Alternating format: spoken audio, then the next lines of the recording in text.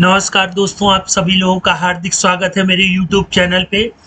दोस्तों, ये Excel to Tally using Python part 6 है। ठीक है, आज के ट्यूटोरियल में हम लोग क्या सीखेंगे कि हम लोगों ने प्रीवियस ट्यूटोरियल में, आप लोगों को याद होगा कि हम लोगों ने एक फॉर्म बनाया था। ठीक है, आज के ट्यूटोरियल में हम लोग मेन्यू और उस पर एक बटन कैसे ऐड करेंगे ये सीखेंगे। ठीक है, किंटर के विषय में आप लोग जानते हैं, जिसको बहुत लोग टीके इंटर भी कहते हैं और बहुत लोग किंटर भी कहते हैं। ठीक है, किंटर एक GUI लाइब्रेरी होती है जो ऑफर मैनी विजेट्स, जैसे कि buttons, label, text box, menu, है ना। अब GUI मतलब क्या हुआ कि हमें बटन भी बनी बनाई मिले, लेबल, टेक्स्ट बॉक्स, मेन्यू, ये सारी चीजें जो हमें किंटर GUI लाइब्रेरी ऑफर करता है। ठीक है, तो हम लोगों ने प्रीवियस ट्यूटोरियल में एक फॉर्म बना करके देख लिया था, है ना। अब हम लोग उसी फॉर्म में एक मेन्यू को ऐड करेंगे। और दोस्तों, जिन लोगों ने मेरा प्रीवियस ट्यूटोरियल मिस किया है पार्ट 5, कोई प्रॉब्लम की बात नहीं है। आप लोग जैसे ही नीचे डिस्क्रिप्शन में जाएंगे तो आपको उसका लिंक मिल जाएगा। ठीक है, अब देखिए, जो हम लोगों का कोड है वो ये है। हम लोगों ने प्रीवियस ट्यूटोरियल में ये 3 लाइनें लिखी थी जिससे हमारा फॉर्म आ गया था। इंपोर्ट किंटर। किंटर एक GUI लाइब्रेरी होती है। आज मैं थोड़ा डिफरेंट टाइप से बताऊंगा, आप लोग बिल्कुल ध्यान से समझिएगा।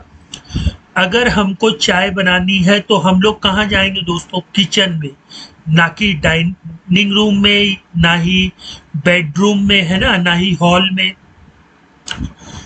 तो अभी थोड़ी देर के लिए हम लोग मान लेते हैं कि किंटर क्या है, एक किचन है जहाँ पे ही चाय बन सकती है। ठीक है, फिर हम लोगों ने यहाँ पर k=kinter.tk लिया था और फिर उसमें मेन लूप लगा दिया था।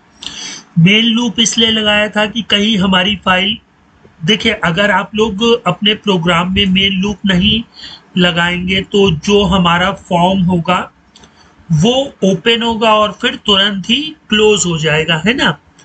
तो k=kinter.tk, इसके बाद k.main loop कंपलसरी है। ठीक है, इतना तो हम लोगों ने पार्ट 5 में देख लिया था। अब हम लोगों को मेन्यू जोड़नी है ना। तो फ्रॉम किंटर इंपोर्ट मेन्यू, इस चीज को ध्यान से समझिएगा। अब हमें दूध या पानी में हमें चाय की पत्ती डालनी है। हम लोग मेन्यू को मान लेते हैं चाय की पत्ती। ठीक है, जब अभी हम लोग फाइल को ब्राउज करेंगे उसको शक्कर मान लेंगे। मेरे कहने का मतलब आप लोग समझिएगा कि हम लोग अभी किचन में तो आ गए इंपोर्ट किंटर से, लेकिन अब चाय बनाने के लिए हम लोगों को शक्कर भी चाहिए, चाय की पत्ती चाहिए, अदरक चाहिए, इलायची चाहिए, पानी चाहिए, है ना।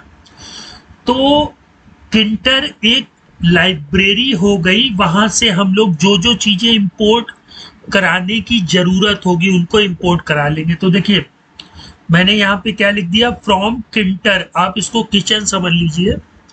इंपोर्ट मेन्यू, इसको आप लोग चाय की पत्ती समझ सकते हैं, है ना। तो फ्रॉम किंटर इंपोर्ट मेन्यू। ठीक है, अब मैंने इंपोर्ट मेन्यू क्यों किया? क्योंकि हमें अपने फॉर्म में एक मेन्यू को ऐड करना है। फिर मेन्यू में हम लोग मेन्यू आइटम ऐड करेंगे, है ना। वो तो आज हम लोग इस ट्यूटोरियल में देख लेंगे। फिर नेक्स्ट ट्यूटोरियल में हम लोग जैसे ही उस पर क्लिक करें तो एक फाइल ब्राउज का ऑप्शन आ जाए जिससे हम लोग एक्सेल सीट को ब्राउज कर सकें। फिर उसके बाद हम लोग ओपन पाई एक्सेल की हेल्प से उसको रीड करेंगे और उसको XML में कन्वर्ट करके तैयार कर लेंगे। ठीक है, तो फर्स्ट कोड जो मेरा था दोस्तों वो इतना सा था। ठीक है, कोई प्रॉब्लम नहीं होनी चाहिए। मैं एक एक चीज डीपली बता रहा हूं, लेकिन मैं पूरा पाइथन आपको नहीं बता रहा हूं। पाइथन का एक प्रैक्टिकल एग्जांपल दे रहा हूं कि जिसकी हेल्प से हम लोग एक्सेल के डेटा को टैली में कन्वर्ट कर सके। दोस्तों, मैंने अपने यूट्यूब चैनल पे एक अपनी मेल आईडी भी दे रखी है। तो एक शख्स ने मुझे मेल में लिखा, उन्होंने क्या किया, 31 जनवरी 2023 और 31 जनवरी 2023 को 2 एंट्री की। तो जो टैली प्राइम 4.0 ने अपने वर्जन में अपडेट किया कि एक्सेल के डेटा को टैली में ला सकते हैं, उसमें प्रॉब्लम हो रही है। वो क्या कर रहे हैं, 31 जनवरी की जितनी भी डेटें हैं उनके अमाउंट को क्लब करके वो इंपोर्ट कर रहे हैं। ठीक है, ये आप लोग प्रैक्टिकल भी देख सकते हैं, मैंने इस पर एक टॉपिक भी बनाया है जो मेरे आपको यूट्यूब चैनल पे आप लोगों को मिल जाएगा, है ना। तो टैली प्राइम सॉल्यूशन ने बहुत बड़ी गलती की है, लेकिन जो मैं आपको दे रहा हूँ फ्री ऑफ कॉस्ट, इसको सीखिए दोस्तों, क्योंकि यूट्यूब पे ये चीज़ आपको पाइथन बहुत लोग सिखा देंगे, एक्सेल टू टैली बस डेमो दिखा देते हैं, उसके बाद आपसे वो इस चीज़ का पैसा लेते हैं। लेकिन मैं आप लोगों को फ्री ऑफ कॉस्ट बिल्कुल एक एक चीज़ डीपली बता रहा हूँ। ठीक है, हम लोगों ने किंटर ले लिया, अब हमें उस फॉर्म में मेन्यू लगानी है, तो हम लोग क्या करेंगे, फ्रॉम किंटर इंपोर्ट मेन्यू। अब हमारे पास मेन्यू आ गई है। ठीक है, अब हम लोग क्या करेंगे कि मेन्यू बार, देखिए इसको हम लोग दोस्तों इसको मेन्यू बार बोलते हैं। जैसे फाइल एडिट आप लोग VS कोड में देख रहे होंगे, इसको मेन्यू बार बोलते हैं। ठीक है, तो वही मैंने किया, menu bar is equal to menu के हमारी क्या है, वही किंटर फॉर्म वाली है ना। फिर कॉन्फिग मतलब होता है चिपका देना, कॉन्फिग मतलब अभी आप लोग समझ लीजिए चिपका देना।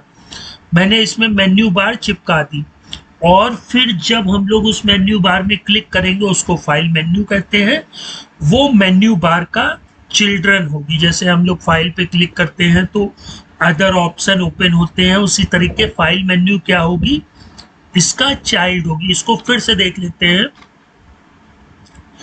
हम लोगों को किसी भी फॉर्म में मेन्यू बनाने के लिए दो चीज़ों की आवश्यकता होगी। सबसे पहले मेन्यू बार की, जो कि आप लोग देख सकते हैं। अभी मैं जब हम लोग VS कोड में चलेंगे तो इसको और बारीकी से मैं आप लोगों को समझाने की कोशिश करूंगा।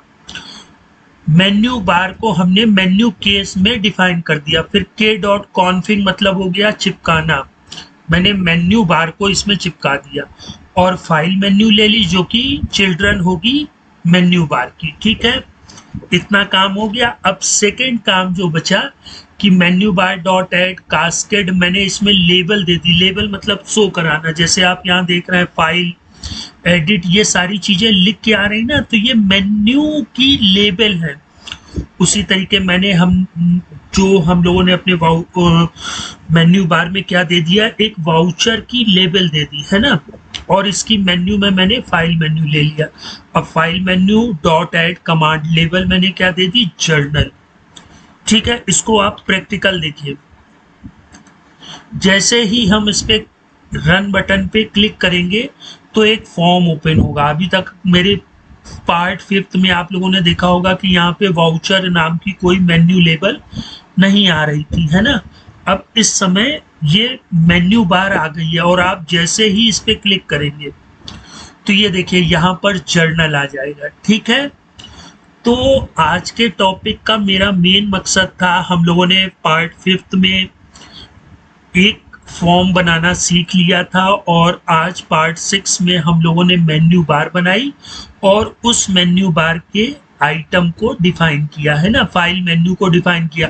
हम लोग इसमें और भी आइटम जोड़ सकते हैं, जैसे आप फाइल पे अभी क्लिक करेंगे, अभी हम लोग VS कोड में चल के मैं आपको और डीपली इस चीज के विषय में बताऊंगा। ठीक है, तो अब हम लोग चलते हैं अपने VS कोड में। और दोस्तों इस कोड के लिए आप बिल्कुल परेशान मत होइएगा, ये पूरा कोड आपको डिस्क्रिप्शन बॉक्स में मिल जाएगा, जहां से आप इसको यूज कर सकते हैं। ठीक है, अब हम लोग दोस्तों चलते हैं अपने VS कोड में। लेकिन एक चीज और दोस्तों, अगर आपको ये चैनल अच्छा लग रहा है तो दोस्तों के साथ शेयर करिए और चैनल को सब्सक्राइब करिए। ठीक है, अब हम लोग आ जाते हैं अपने VS कोड में। देखिए हमारा ये पूरा का पूरा कोड लिखा हुआ है। आप सिंपली जैसे ही रन बटन पे क्लिक करेंगे तो ये रन होगा, और उसके बाद ये देखिए हमको ये दे देगा वाउचर, हमारा क्या हो गया, मेन्यू बार हो गया, और ये इसके मेन्यू आइटम हो गए। अब जर्नल पे हम लोग क्लिक कर रहे हैं तो कुछ नहीं हो रहा, क्यों, क्योंकि ये हम लोग पार्ट 7 में देखेंगे कि जैसे ही हम लोग जर्नल में क्लिक करें तो वो एक एक्सेल सीट को ब्राउज करे। ठीक है, तो दोस्तों आज के लिए इतना ही। अब हम लोग नेक्स्ट टाइम पार्ट 7 में इसी कोड को आगे बढ़ाएंगे। जब इस बटन पे क्लिक करेंगे तो वो एक फाइल को ब्राउज करेगा। अगर इसमें आप लोगों को कोई प्रॉब्लम हो तो मुझे नीचे कमेंट बॉक्स में कमेंट करिएगा, मैं इसको और डीपली आप लोगों को बताने की कोशिश करूंगा। ठीक है दोस्तों, तो आज के लिए इतना ही। फिर मिलते हैं पार्ट 7 के साथ। तब तक आप लोग अपना ख्याल रखिए। गुड बाय दोस्तों।